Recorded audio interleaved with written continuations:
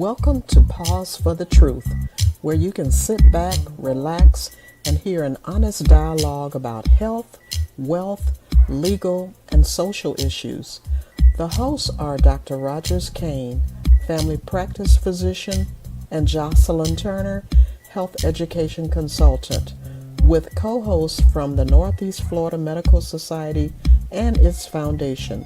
Stay tuned for the truth about matters affecting you and your family. We're here to tell you what's really going on and why.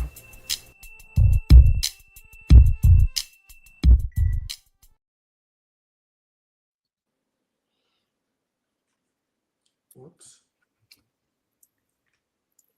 Good evening and welcome to Pause for the Truth. I am your co host, Jocelyn Turner, who I got caught because I'm so busy texting other people about the podcast that it caught me off guard. But good evening, everyone.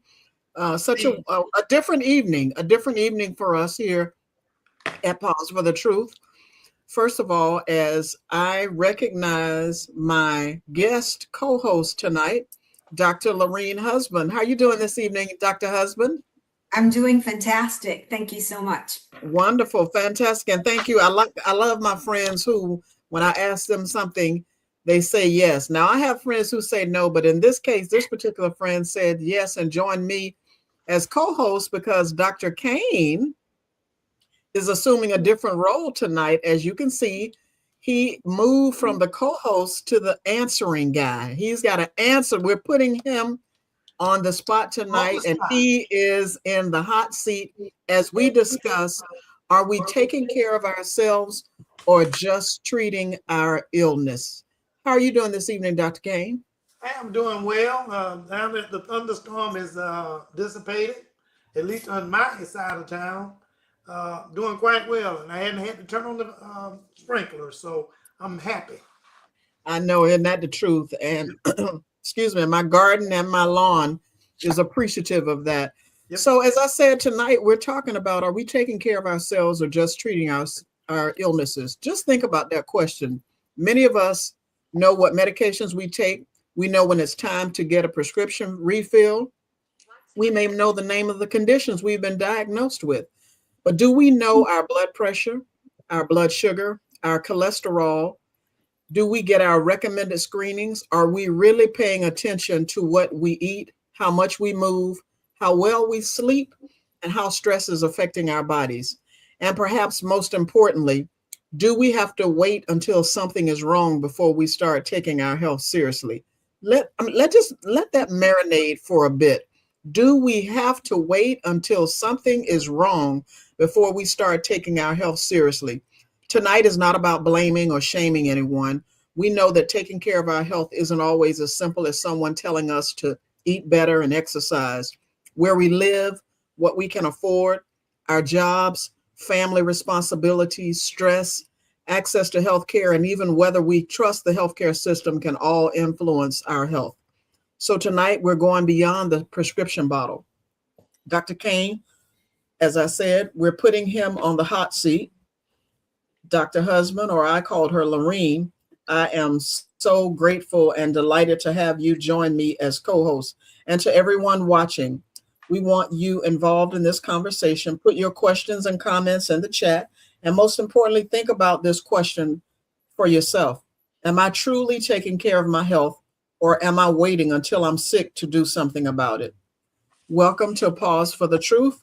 Now let's get started. I love putting Dr. Kane in the hot seat because although he interjects, since he is our resident expert physician on this podcast, on the Pause for the Truth podcast team, I still like putting him on the spot. Dr. Kane, when you hear the question, are we taking care of ourselves or just treating our illnesses, what immediately comes to mind to you? Well, one of the things is that we too often just we don't actively protect our health. We wait until something starts to hurt, breathing becomes difficult, or if you've been uh, uh, if something has been addressed before by either someone else or, and in my case, another physician, uh, we wait until we get some lab results that become somewhat distressing or alarming. And then, but by that time, the disease may have been developing silently for years. So whenever I first see a patient, particularly if I haven't seen them in the past, I guess being redundant, but if I haven't ever seen this patient at all, one of the things I like to do, one of the things I will do is go back and take a good history on them as best as I can. Find out what kind of medical problems or concern they've had in the past. And a lot of times when I see them in the office and it comes down to the inquisition part, you know, the interview, the history before the physical, I'll ask them about their past medical history. And I start, truth be told, so I won't forget anything, from head to toe. I usually start, you know, at the eyes and then work my way on down. Is that standard practice or is that just for a new patient? The standard practice, especially for a new patient. Okay. You know, a lot of times you already, you know, if it's somebody you've been seeing in the past, you're kind of familiar with them, and, you know, you can go back and just do a little review and say, hey, has anything changed, or since our last office visit, or, you know, other than just what you're here for today, which I will ask, but I want to hear from them exactly why are they coming in to see me, particularly with the older patients, old patients more or less. But the newer patients, they kind of tell us, you know, the screening is done a lot by the MA and or the nurse that sees them before I get to them. So from your years of practicing medicine, Dr. Kane, do you believe our healthcare system is better designed to treat illness than to maintain wellness? That's a little bit of a complex question, but the difficulty in navigating our system is that it is more directed toward when you become sick and not geared toward preventive health. It's something we've been advocating for years, more the preventive health aspect of it, but the system still does not obviate our ability to intervene with patients, or talk to patients, or have patients perform certain tests just for us to be able to get a good perception of where they stand with their health, you know, until they make a complaint. Of course, most of us, I'm not the only primary care physician that believes in this, but most of us as primary care physicians, we do try to interrogate, for lack of a better description, interrogate the patient to find out what has been going on with them. You love to hear, it's not a lot, I just, you know, one of my favorite things when I see a new patient is when they say, I just wanted to come in and make sure there is nothing going on with me, or what do I need to do to take better care of myself? Yeah, I was going to say, Lorene, I know this is odd for you to fill in as my co-host, but don't let me take over the whole conversation. Jump in whenever you have a question for Dr. Kane. Oh, I do. I have so many. So Dr. Kane, I noticed in reading your biography that you started out first as a pharmacist, and then you went back to medical school. Yes. So what is it that you, having a pharmacy degree, decided you also wanted to become a medical doctor? What made you make that leap? Well, it was a little bit twofold. But one was, after graduating from pharmacy school, I started working in South Florida. There was not a whole lot of physicians, especially African American physicians, in South Florida. So a lot of the physicians I ran into didn't look like us, didn't know how to speak to us or speak with us. And I began to feel, be quite frank with you, that looking at the prescriptions that I was getting that was coming across, because I worked both hospital and I also worked retail because I wanted to maintain my clinical capability, my clinical acumen, but also I wanted to interact with the community and see what the pharmacists that I knew and grew up with, that how they were interacting with the Black community, because they got a chance to see a whole lot. And at that time, believe it or not, a lot of the pharmacists were being called a doctor, you know, doctor this, doctor that, not just necessarily from a PharmD, but because they were somewhat of the community doctors. We just didn't have a whole lot of Black doctors African American physicians at that time. I worked in Miami, and a lot of those physicians that I saw were more or less foreign trained and no dismissal of where they were trained at. But a lot of them were foreign trained and did not know how to speak to the Black community and interact with them. So it's like I figured as a pharmacist, counting those pills in the pharmacy. At that time, we were counting pills ourselves, and so I said, well, you know, a monkey can do this because they can count by five. And you know, it's not to degrade my profession at the time, but I felt like I had a lot more I could give to the community. And so when I came home and complained to the wife, she said, well, why don't you go back to medical school? And it's like, all right. Well, my son got involved. And how long has it been now? 100 years. No. I graduated pharmacy school in 76. I worked about 5 years as a pharmacist. So back in 1981, I went back to medical school and finished medical school in 84, did residency I finished medical school in 85 and then did residency. So from the time that I finished medical school to now, you can do the math. That's what, 40 years, something like that. Yes, 40 years. Wow. Exactly. Thank you for that answer. So I have a follow-up question. Go ahead. Your practice is located in 32208, correct? Right. So 32208 has one of the shortest life expectancy in Jacksonville. Yep. From inside the exam room, what is actually driving those numbers? All right. So let me just tell you why I chose 32208, because 32208 reminded me in the community that I grew up in. And my promise to, you know, at the time I said, Lord, if you let me get in medical school, I promise I'll come back and help the community. So I wanted to go back into kind of the community that I grew up in. What's driving those numbers is access to appropriate, one, medical care, the other being appropriate food. As both you guys being formerly in the health department, you are aware that over on that side of town, access to health care for a good while, and this may have been before you got here, Ms. Husband, but for a good while, we didn't have a whole lot of primary care physicians on that side of town. We had some specialists, but there was no one that was seen to that wanted to get out in front of the illness and not wait until the patient presented to the emergency room or presented to a doctor's office already ill. So when you look at what was available, and still to a degree, what is not available at this point, one of the things that we did not have was a lot of physicians doing primary care in that part of our city, and that was a much needed area by which we can try to go in and do preventive medicine, because that's one of those key words, preventative. You want to prevent people from being sick. You want to intervene before they got sick as best you can. And so giving advice as well as treating them once they do get sick, so it'd be a place where they can come and seek medical care.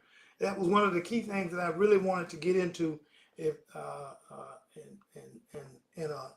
see what difference I could make in that arena, as well as at that time some of my colleagues, bringing them into the focus of what is needed in that community.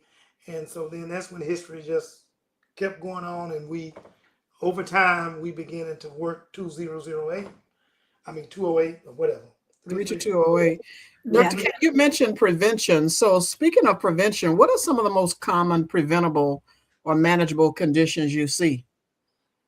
Probably the one of the things one of the first things I look at is, let's go to the five most likely or highest reasons that a person can either have the five highest risk factors. A person can have having a heart attack or a stroke. So manageable, was a lot more manageable is cholesterol. A lot more manageable is blood pressure. A lot more manageable, can be more manageable, is diabetes. Um, your genetics, there's not a lot you can do about that because you are who Mhm. you are. Right. And the other is, smoking cessation, stopping the smoking, other bad health habits that we as a community need to look at um, intervening in as a physician, intervening in and trying to get patients to be in the healthiest state that they can. So knowing your numbers, as you guys probably going to say anyway, knowing your numbers is a real key to making Mhm. sure you stay in good health. And I know, I know Miss Husband for a while, so she's a real tickler about eating healthy. So eating healthy is one of those big things that we need to do. But the availability of eating healthy, the availability of places to eat healthy, kind of that north side seems to be somewhat sometimes contradictory to what we need in a healthy place.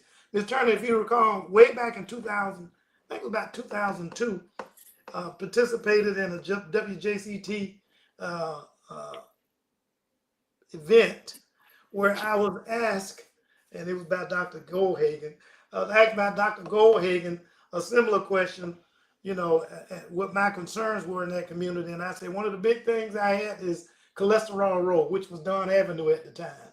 And you had like 5 hamburger places, 5 quick, five fried chicken places. You had like 5 Chinese restaurant. Not to put any of those foods down, but you could not find and still can't find a whole lot of healthy places to eat on the north side because And of the this is lack. really, and this is really North Jacksonville, because even when you talk about healthy eating, and I'm glad you bring up those other lifestyle factors that influence our health outcomes. But in addition to access to food, you mentioned access to care, and one of the things that we, but it's hard, Dr. Kane, for people to manage manage chronic health conditions like high blood pressure. So many people have it, and they think because their mama had it, their daddy had it, grandma, granddaddy, that it's inevitable. Absolutely, you cannot do anything about genetics. Right. However, I'm glad you keep coming back to what you eat. And we both talk about Lorene, because Lorene is she runs and she's very active, and she's the epitome of watching what she eat and practicing what she preach, more Right. importantly. But why do we call high blood pressure a silent condition, and why is knowing your blood pressure so important when you feel perfectly fine? That's the problem. The high blood pressure does not announce itself, okay, until late in the game. It may announce itself late in the game before you actually get some much harm done. If you get lucky enough to attend some type of a screening event or something along that line. But high blood pressure can be, as they used to call it, the silent killer, because you don't feel a thing. You feel perfectly fine. Mhm. And I've had patients say that to me time and time and time again. And even to the point that diabetes in itself does not announce itself, okay, until you start feeling some type of symptoms. What they call the 3 Ps: polyuria, mean peeing a lot; polydyspnea, mean thirsty a lot; and polyphagia, hungry a lot. That's when those patients start noticing that I tend to be eating a lot, or I'm losing weight. I'm not sure why I'm losing weight. Some people think I'm doing crack cocaine or something along that line because they lose so much weight. Once the diabetes is in full force, that might be one of the first symptoms they see. Either one of those 3 that I just named may be the presenting symptoms. And by that time, there could be a whole lot of kidney damage. Okay. Uh, Mm. High blood pressure and diabetes do damage kidneys. What you want to do is, before it gets to the point that they cause these permanent damage to the kidneys, you want to intervene. Of course, those 2 also increase your risk, as I mentioned before, heart attack and stroke, and or stroke. So it's silent killer, But you guys, when y'all worked, especially when you worked at the health department, you preached and preached and preached again, know your numbers. And I can't say how important that is. Yeah, and you think about if you're just joining us, we're talking to Dr. Kane. He's in the hot seat tonight. We're talking to him as a primary physician about, are we taking care of ourselves or just treating our illnesses? And many people, they rely on the medications to take care of them and not do some of the other things. Lorene is doing an amazing job working with churches and community gardens and all sorts of things. Lorene, you want to ask Dr. Kane a question? Again, I don't want to hog up the show. I'm used to running my mouth. Dr. Kane, you've been at your practice for 20 plus years in the same neighborhood. So you're now treating grandchildren of your first patients, right? What does that let you do as a doc? I mean, what does that let you do that a doctor seeing someone else cannot do, knowing that now you have a family history established? What is it that you're doing differently to treat this familial patients? Well, it's funny you should ask that, because I've had, at least today for sure, but in the past, I look back at some of the patients that I've taken care of, and my oldest patient is another physician, and he's right at 100.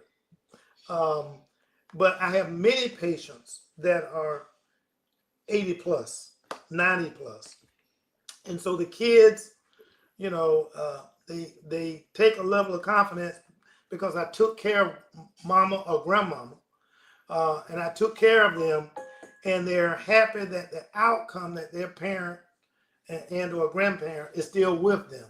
And I take a level of pride because I kept them alive this long, as well as kept myself alive this long, but I kept them alive this long. And so I got a track record to rely upon. And while my practice and the practice of medicine and the things that I do, I change to a degree, and that's because I need to modify what we do as more information become available to me as to what we can do to prevent certain things like dementia and strokes and stuff of that nature. So that practice of treating those parents or grandparents let me relay the same mechanisms of concern and care with their grandkids. I got a couple of patients, not just a couple, I got many patients. I might have started treating them out when they were, and I think about this husband-wife thing, started them out when they were 24, 25 years old. And now here they are, 55 years old. It's like, holy crap. Wow. They're 55, and I'm looking at their kids whom went off to college and then came back, and some of them come to see me. Of course, I say it many times, JT, and as you've heard me say, that is that while I am taking care of the older generation, I still need to make sure that our younger generation is aware of how their parents got to live as long as they have, not just because of me, but because they took care of themselves and listened to people like yourself.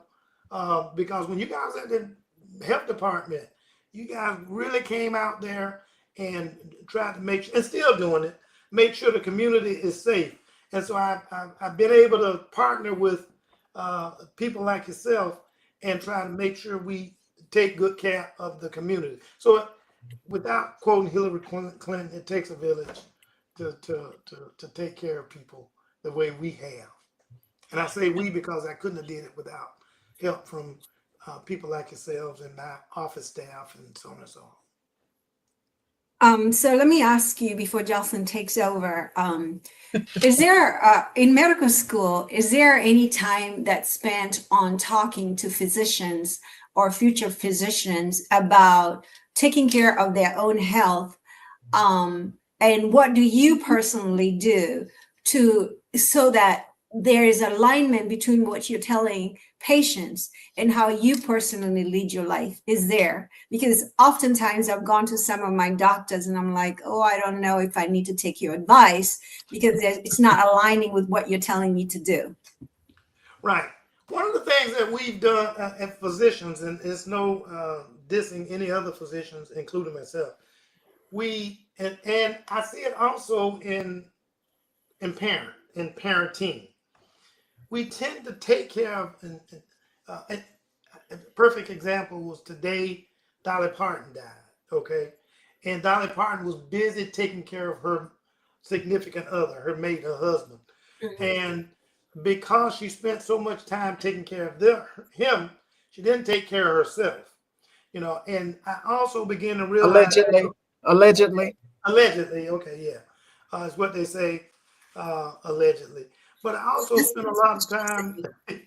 I spent a lot of time taking care of patients, but then I also had to stop and drop back and say, oh, wait a minute, I got a family that I need to be around for, that I need to help them take care of themselves.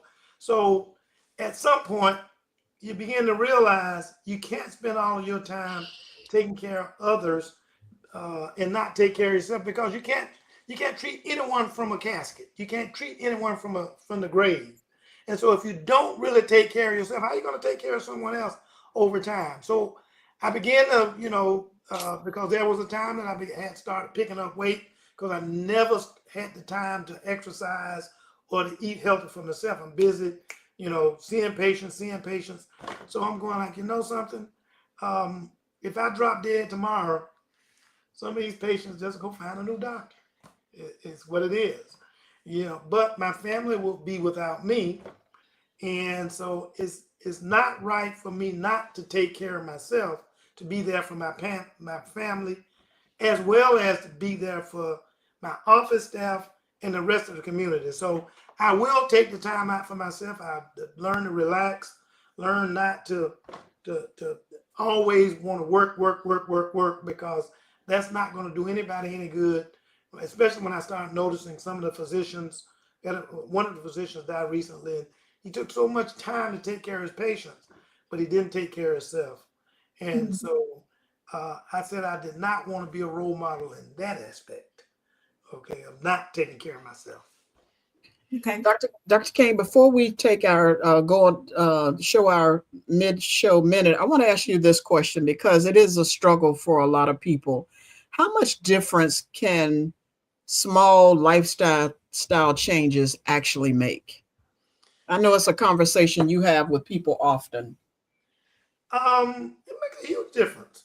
I mean, don't eat that candy bar.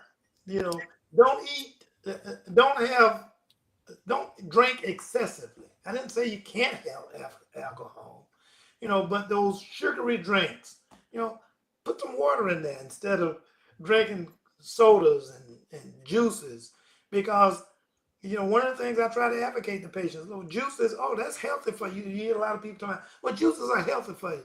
No, they're not. If they're still within the fruit, they're healthy for you. But once they come outside the fruit, all you're doing is sugar water, more or less. So eat those kinds of foods and fruits and vegetables that has fiber, give you, for instance, an orange. Truth be told, quickly, I take an orange. No, don't drink orange juice necessarily, but you can eat the orange, okay? Because that fiber and stuff in the orange, since we're not simply, omnivores, and we need to have certain digestive enzymes that it takes to process these foods, you may spend a whole lot of calories trying to digest that orange, which the juice may provide those same calories. So you wind up having a free food when you eat that orange, because of the fiber and stuff in that orange processing allows you to process the sugary content of that orange. That makes sense. Okay, when I first, and after this comment, thank you for that. We're going to do the mid-show minute, but I have to make this comment first. When I first started my career professionally as a health educator, I remember I learned something that I had no idea before when I first came to the health department, and that was a 12-ounce can of soda had 10 teaspoons of sugar. And so what I used to do is I would get a 12-ounce glass and pour water in it and put 10 teaspoons of sugar. It was appalling to me, right? Right. And I just looked something up. A 20-ounce bottle, which is what a lot of people will stop by the convenience store and get, has 16 to 17 teaspoons of sugar. I mean, And just each one of those put teaspoons a provide pause how in many that. calories? Yeah, I mean the calories content is Right. ridiculous, and it's pure sugar. Right. Not to mention the forever chemicals that you see in those items. That, in particularly, I look at ladies, women, those forever chemicals sticking with them and causing all kind of effects on their youngs. They can cause birth defects. Mhm. They increase the risk for those ladies to birth diabetic kids. Yeah, gestational diabetes is a problem. Gestational diabetes wind up being a problem. So, Yeah. I'm not saying you can't enjoy a candy bar here and there, okay? But if that's going to be your source of food, then that's a huge mistake you're making, because it will wind up contributing to your kidney disease, your heart disease, by way of high blood pressure, elevated cholesterol, blah, blah, blah, blah. So if you're just joining us, we put Dr. Kane in the hot seat tonight, and we're talking about, are we taking care of ourselves or just treating our illnesses? And as you all know, Dr. Kane is a primary care physician. So we put him in the hot seat to share his experience from the other side of the comb. But we're going to pause for a moment and let Tyrone show us our mid-show minute, and we'll be right back. Don't go anywhere. Welcome to Pause for the Truth. Today is August 25th, 2026. This is your mid-show minute. Today we take a look at a real question. Are we actually taking care of ourselves, or are we just managing our breakdowns? It's a question that cuts to the very core of our relationship with our own bodies and the healthcare systems we rely on. Where we were the last 75 years. For the past 3/4 of a century, modern medicine built a miraculous break-and-fix model. It was a heroic era of discovery that dramatically extended human life. We mastered antibiotics, emergency surgery, and symptom control, creating powerful tools to intervene in moments of crisis. But let's be honest, it has been overwhelmingly reactive sick care, a system designed to respond to illness, not to cultivate wellness. We wait for the ache, the abnormal lab, or the full-blown crisis before taking action. It's a model that sees the body as a machine that only needs attention when a part breaks. We haven't been optimizing health. We've been putting out fires. Where we are, the AI shift. Right now, the ground is shifting beneath our feet. A quiet revolution is underway, powered by data and artificial intelligence.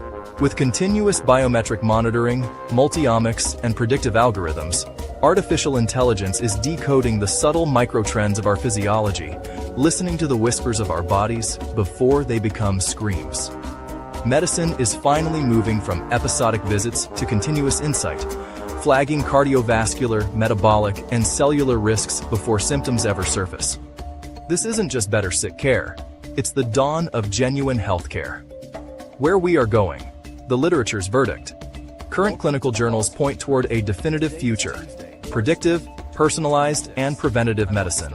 The 3 Ps that promise to redefine our entire approach to longevity and well-being. The literature predicts that over the next decade, healthcare won't ask, "What disease do you have?"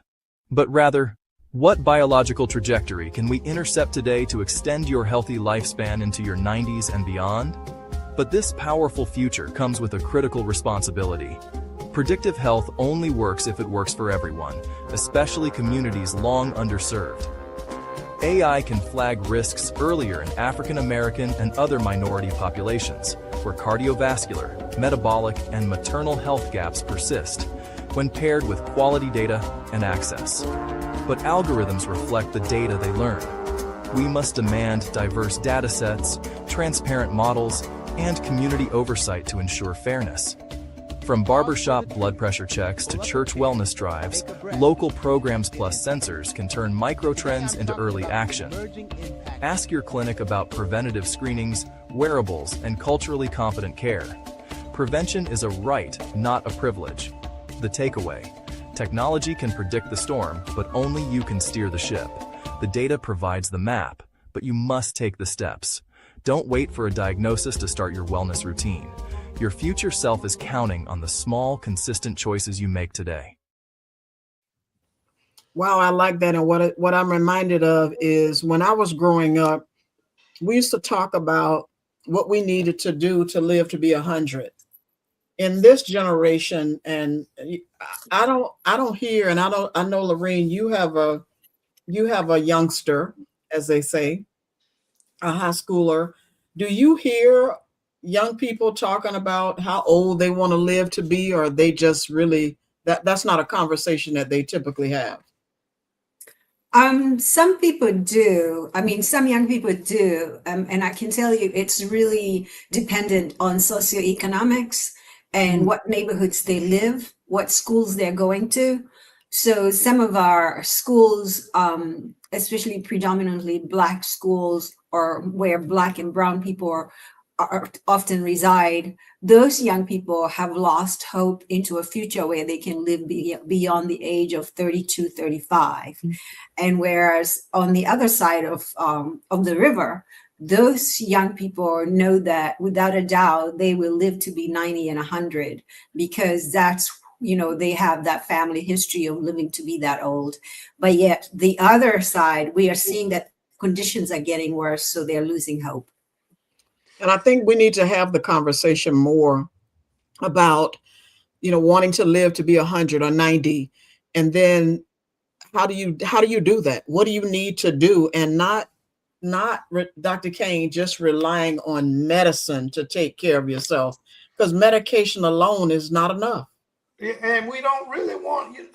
I think both sides have expectations in terms of, since you mentioned both sides of the river, there's a two-sided expectation, a two-sided coin to expectation. One group of individuals, particularly those who don't have the access to health or live in the more less the community that doesn't have the financial wealth that other communities do, they don't expect, or they expect not to live that long. Whereas the other side is their expectation is to live a long, healthy life.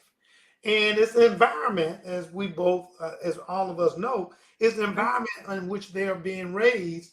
Because if they see mom or grandmother or whomever that's ill quite a bit, or they see their friends being, for lack of a better description, harmed in the streets. I don't want to say murdered in the streets, but their friends being harmed in the streets, they don't have an expectation of a long life, which is depressing. And that gets us into the whole mental health discussion that we haven't even gotten into as far as that is concerned. But then the other side winds up having that safety net in which they can fall back on their parents and or the community, for which they have access to good health care, have access to good food, and so on and so on. So the expectation is a great word, but it depends on who's doing the expecting, for lack of a better description. Yeah. So regarding medicine, though, Dr. Kane, medicine alone is just not enough. How do you have that conversation with people? I remember, and I've said this story many times. I remember when my dad's doctor told me, and you weren't his doctor at the time, Dr. Kane. I switched to you after going to his doctor. And my dad's doctor at the time said, bring a family member with you to the next visit. And he said, Mr. Turner, you're on 7 different blood pressure medicines, and just naming the medicines he was on. Right. But your illnesses still are not being managed. And my dad says so innocently, but I take my medicine every day. Right.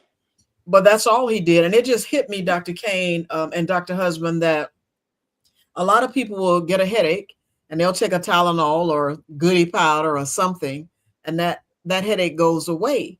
So if people have the mentality that if I'm taking this medicine, that is going to alleviate or take care of the diseases, unfortunately, many chronic health conditions are more complex than that. So how do you're the pharmacist guy. You were a pharmacist and now you are, and then you transition to being or switch to being a primary care physician, but I still call you the farm doc. Okay. So how do you help people to realize that medication is not enough?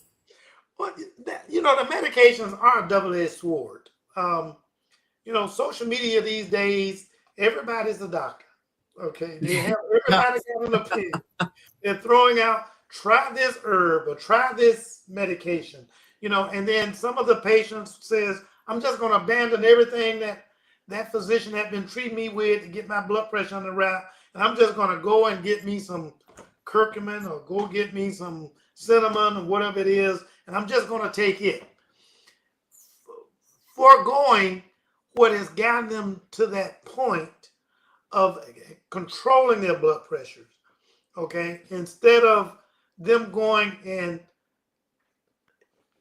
when I have patients come to see me, believe it or not, 15 to 25 medications. That was my dad, Dr. Kane. That's why I brought him to you. And the first thing I want to do is start trying to pull them back off some of this medication. That's what you did. But it needs to be examined which ones you can pull them back off. Okay. People that are being treated for heart failure, you can't just stop that medication because you want to decrease the number of medication. It needs to be done in a structured, intelligent fashion and bring them slowly off some of the meds, but also build them up slowly to better care of themselves, like with exercise, proper diet. It's kind of where the two meet to where you can still keep them on enough medicine for the disease not to kill them, but also for the medication not to kill them either. Yeah. Because you can take too much medication and that'll take you out. So it's a fine line that we have to walk, in which, I hear patients say, but Dr. Kane, I'm taking too much medicine. I said, yep, when you came to me, that's exactly what it was. You're taking too much medicine. I want to get you off some of this medicine. It used to be, the phrase was, once on blood pressure medicine, always on blood pressure medicine. That's no longer true. If you do some of the things like Dr. Husband advocate in terms of how she looks to take care of herself and not taking a bunch of medication, and yourself not taking a bunch of medication, but taking the necessary medication to get you to the next level where you may be able to peel away some of those medications because you're doing the other things to supplement the better care or supplement foregoing those medications. Okay. But it needs to be done in a logical fashion. Don't just stop your heart failure medicine and think that your heart's saying, okay, she says she don't want to take it no more. I'm going to keep on ticking, even though I'm taking this licking. That's true. Dr. Husband, do you have anything? I do. Just wait a minute. So this year alone, Dr. Kane, Florida has lost over 450,000 ACA enrollees, and premiums have risen up by 37% nationally after the enhanced subsidies expired. Are you seeing those patients disappear from your schedule? And is there anything that your practice is doing to help them out? Yes, I am seeing them disappear. They may not disappear from the practice in the scheduling, but the amount of time that they come to see us, I like seeing patients on a quarterly basis if they got medical issues. I don't believe in that waiting a whole year and then all of a sudden I got to review a year back as to what's been going on with that person.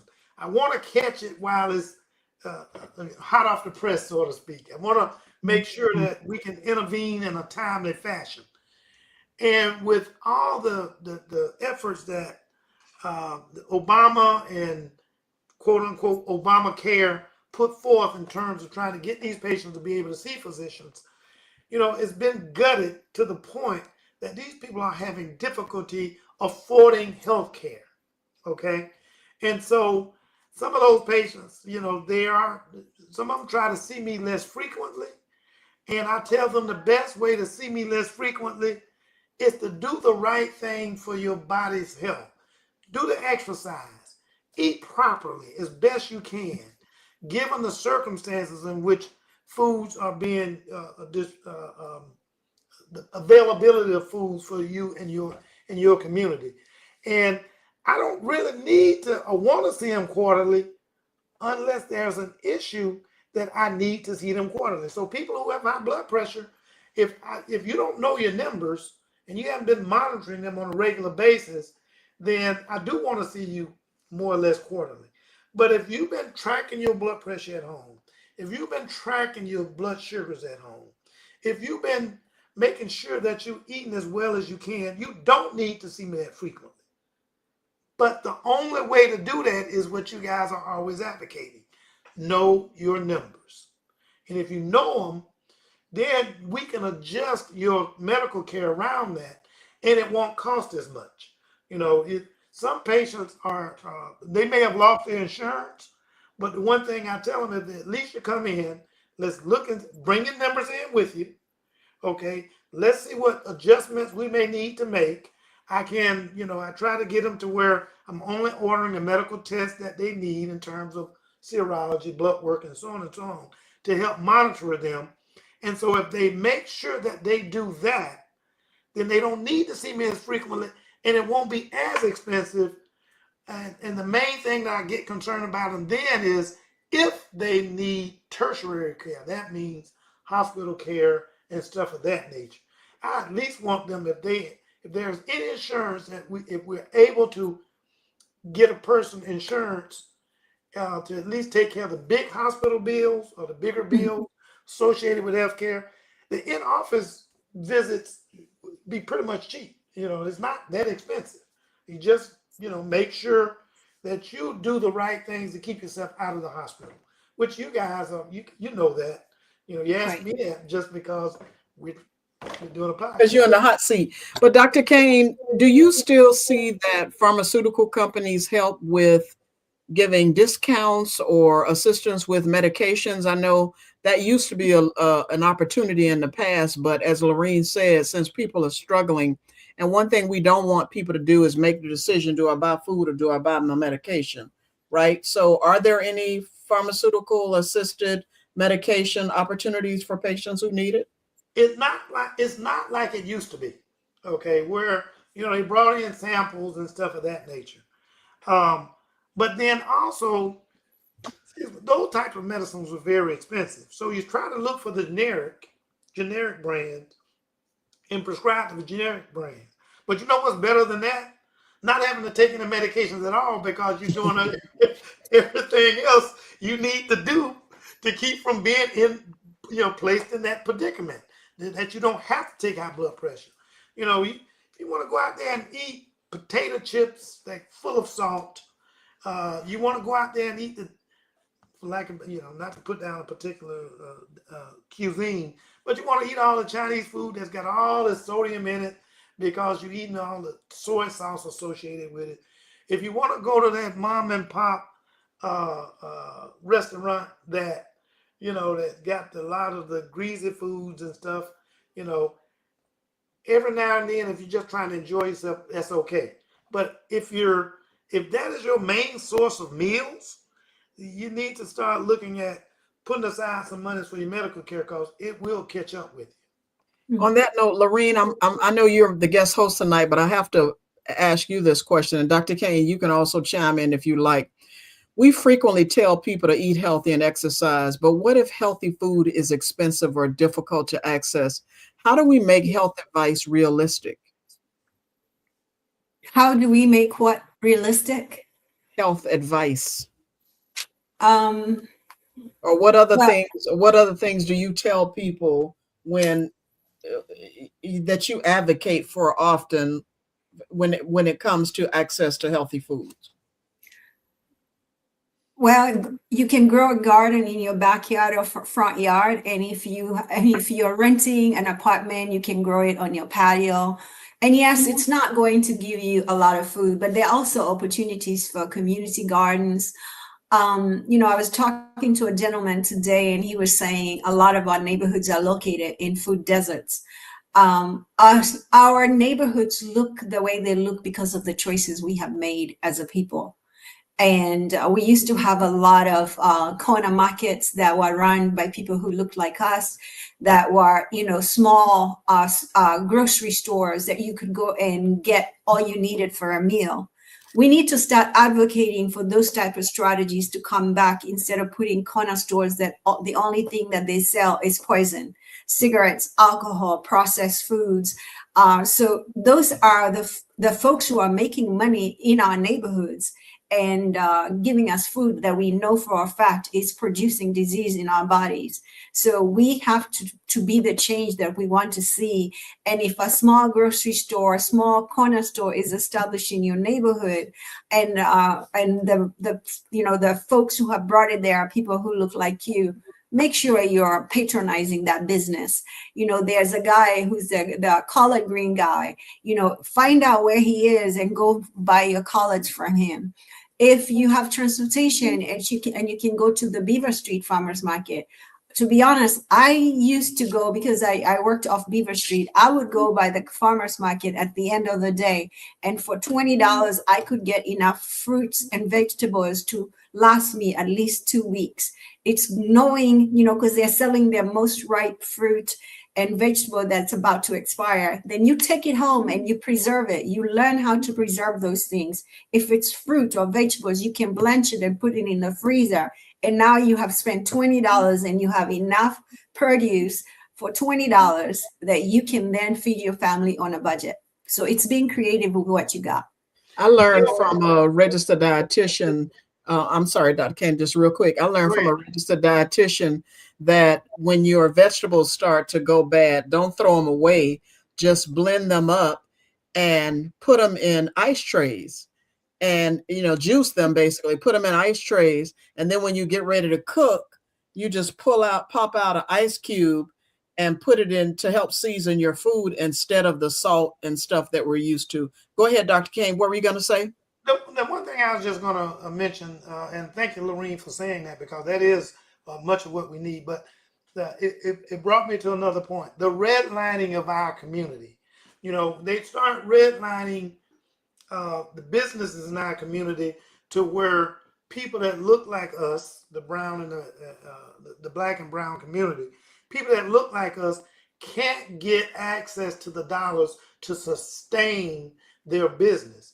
But then other people that live outside the neighborhood that come in, take our dollars and take them somewhere else so we can improve them, but come in and bring in those bad foods that's not beneficial to us from a health standpoint, both community and individual. For instance, I've been noticing over on the north side, I'll be quite frank with you, I see so many more fried fish places that these people don't look like us. They are not black and brown, okay? But they can get access to loans and monies to help sustain their small businesses, to take them, to build up their small businesses. Why can't we do that? And that is simply because of the redlining of the community, in which they're not giving loans to us, but they're giving loans to people whom are not of that community. It makes no sense to me. But I think also they are leveraging. So here we are, I think there's 4 of us as professionals. It's us coming together. So a lot of the folks you're talking about are immigrant communities, and they're very resourceful at pulling their monies together to go into business together. Yeah. And that's something that used to happen in the United States, in the African American communities over and over. People knew that the government was not going to give you a loan. The bank is not going to give you a loan.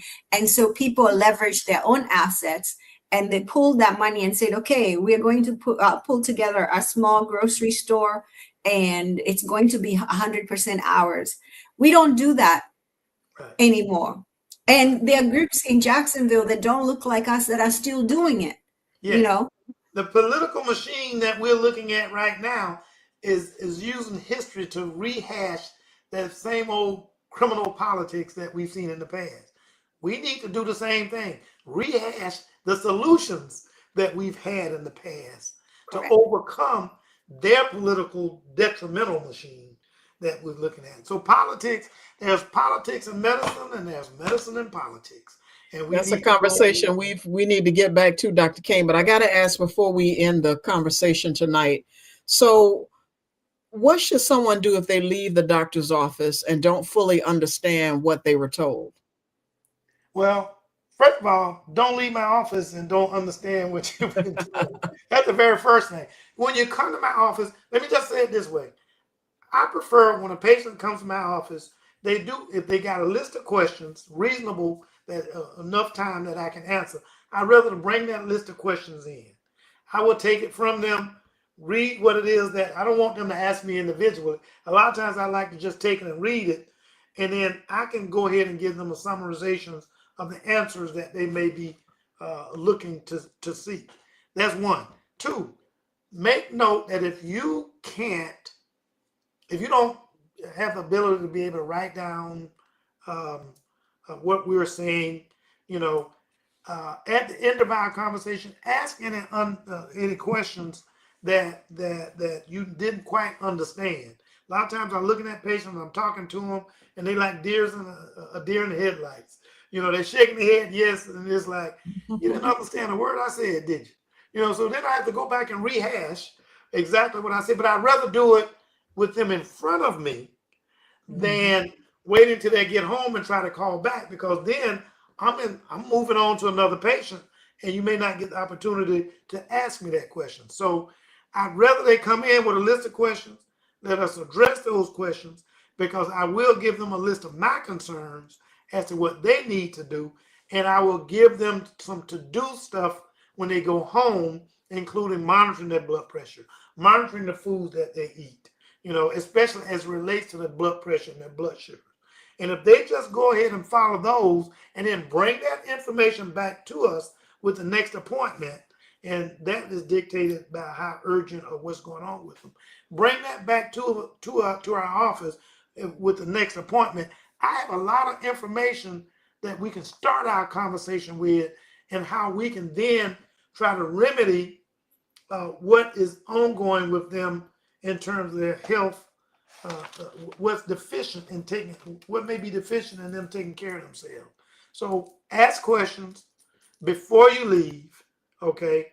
If the question is not answered to your satisfaction, say, Doc, I didn't understand that. That's all I'd rather have that done. Because calling me back, I'd moved on. I may not have time to talk with them. And I sure don't want to go Dr. home. Kane, somebody just texted me and asked me, are doctors okay with patients recording them as a way of remembering what you said?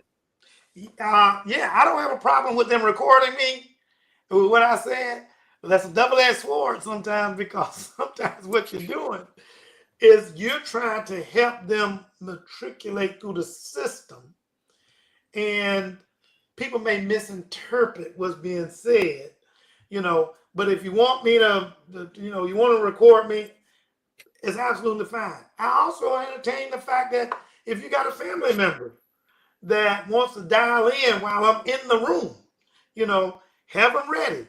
And so I will talk with them and the family members, so that there's no misunderstanding.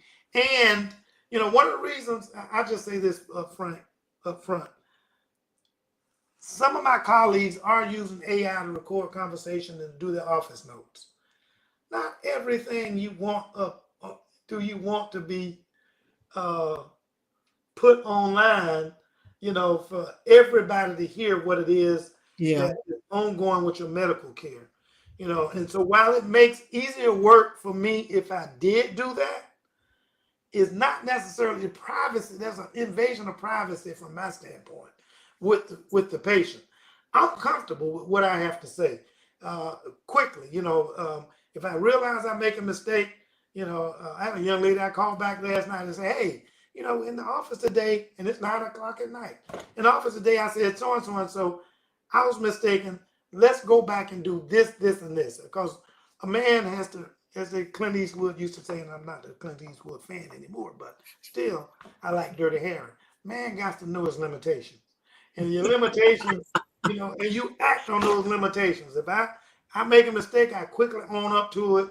And knock wood, I haven't caused any harm to anybody, irreparable harm to anybody in these years, because I want to make the patient to communicate with me, but also what is being said in the privacy of that exam room, I try to keep it in there. But if the patient wanted to go outside the privacy of the exam room, no problem. Dr. Kane, I have one last question for you if Lorene doesn't have any. How do we avoid blaming individuals for poor health while still encouraging personal responsibility? Realize that there are a lot of things that may either delay your care of medicine, delay your care. Anything from the cost of insurance and its limitation. Sometimes it's difficult to get an appointment. One of the things I see a lot of is ladies that want to go and go to a gynecologist, but they want to go to woman gynecologists, or they want to go to a woman gynecologist that look like them. Okay.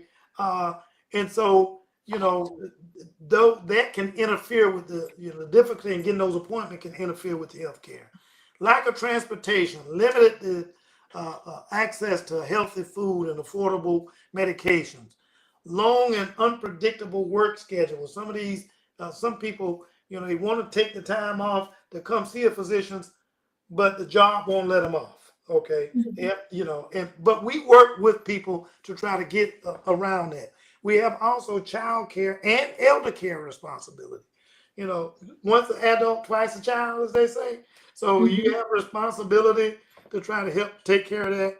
A lot of people are afraid of getting bad news. It's like, well, I don't want to know if I got cancer. Why not? Right. Because it's a time that I might be able to intervene, and that cancer does not necessarily have to be a death sentence if given enough time to go ahead and do the right thing for you. We understand about stress and depression as it relates to yourself and or family members. I had a young lady today, a lot of things ongoing with her. She had a 3-4 week period of drinking excess alcohol until she realized, like, look, this is not doing me any good. But she was being so stressed out. Of course, we talked through it today. Sometimes I talk longer than other patients wish I hadn't stayed in the other room with that. But it's like, when I get in that room, it's your time now, and I will take the time out to deal with your circumstances, just like the person before you. So, and one of the most critical things we want to do, before I get off this podcast, is for people to understand that the absence of symptoms does not mean there's an absence of disease or That's illness. powerful. Yeah, that's the one thing I want to make sure. Just because you don't have symptoms does not mean that there is not something ongoing as far as the disease is related. And you guys started out along that line of saying, like, not everything is felt, or do you feel ill? You want to detect it before you feel anything, if possible. Well, that's powerful, Dr. Kane. That sounds like another podcast. That and the staging of cancer. When you and I had a long conversation about the staging of cancer, and people say, oh, they have stage 1, stage 2. That's another interesting podcast topic. Lorene, do you have any other questions for Dr. Kane? Otherwise, we'll wrap up tonight's podcast. I was going to ask him really quickly, what is one question that patients are afraid to ask you, and how do you make them feel comfortable to ask those type of questions that might be embarrassing? Sometimes it depends on the male or female. Males, one of the first things they want to do is erectile dysfunction. That's just, and the reason I mentioned some of that is because that's one of the reasons some of them don't want to get on blood pressure medicine. They want to get on blood pressure medicine because they will think it'll affect their manhood. And for not trying to be sarcastic, but the one thing I say there, I can treat the erectile dysfunction that's associated with high blood pressure medication. Okay. I can't treat the one that's associated with being in a casket. because of the high blood pressure. So if given the opportunity, let me treat your high blood pressure and we will get back and take care of the erectile dysfunction as far as males are concerned. The women, I guess, I mean, you guys do a much better job of one caring about your state of health. Let's be frank and upfront with you. Do a much better job, much more concerning job and discerning inquisition as to your state of health. But the one thing that they sometimes don't want to know is breast cancer. And if you don't go look, you won't find. So we want to find it as early as we can. Just because they squeezing your breath is a momentary discomfort. Okay. But if I find that one little spot before it becomes a huge mass, okay, but that's not treatable at that point, I'd rather you just get them smashed or whatever it is and have a level of discomfort temporarily. And then we will make sure that we can deal with the rest that's presented to us if we can just prevent you from dying from breast cancer when it's not necessary. Thank you. Thank you, Dr. Kane. Lorraine, do you have any final thoughts regarding tonight's topic? One of the things that Dr. Kane is known for is for the relationship and the conversations you have with your patients. In this billing world of clinical care, how is it that you're able to take time to be so personal with your patients? We don't book an excessive number of patients. I'd rather see 15 to 20 patients in a day, more so than seeing 25 or 30 patients in a day, because I don't care what they say. That's just not enough time that you're going to see 30 patients in an 8-hour period and still give adequate concern to that person's health care. You got to give them enough time to have a discussion with you. So we try to keep the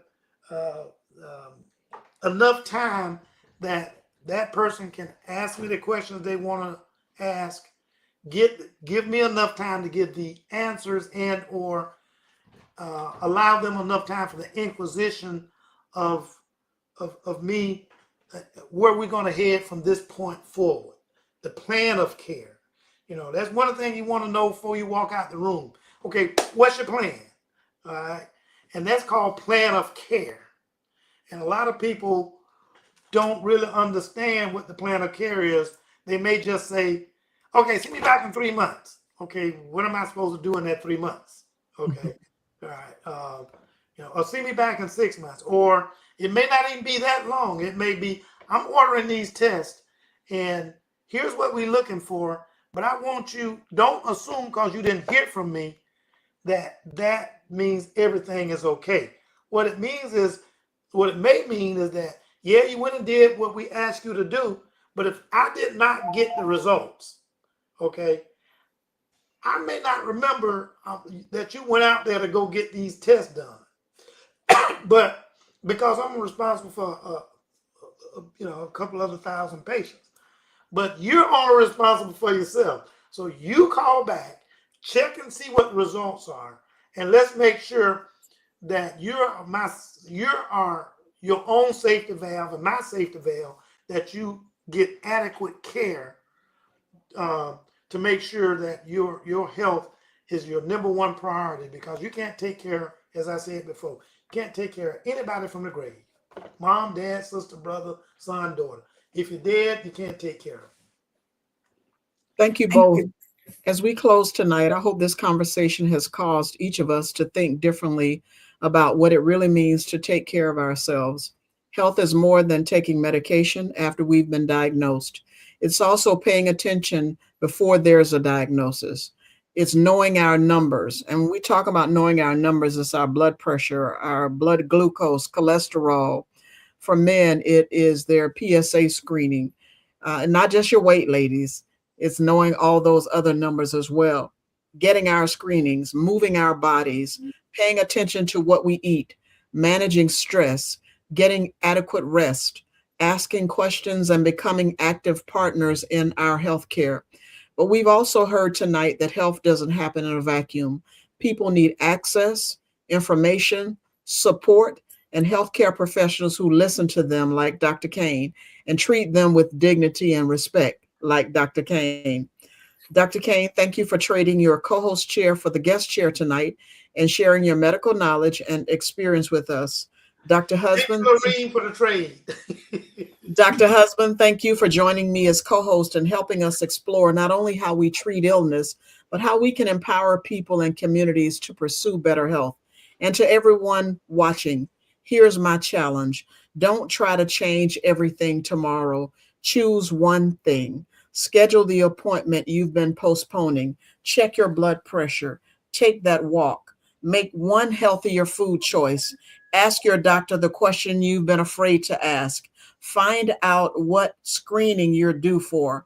One decision can become a habit, and that habit can become a healthier life. Until next time, I'm Jocelyn Turner. Thank you for joining us on Pause for the Truth, where we aren't afraid to ask the questions, have the conversations, and most importantly, pause for the truth. Good evening.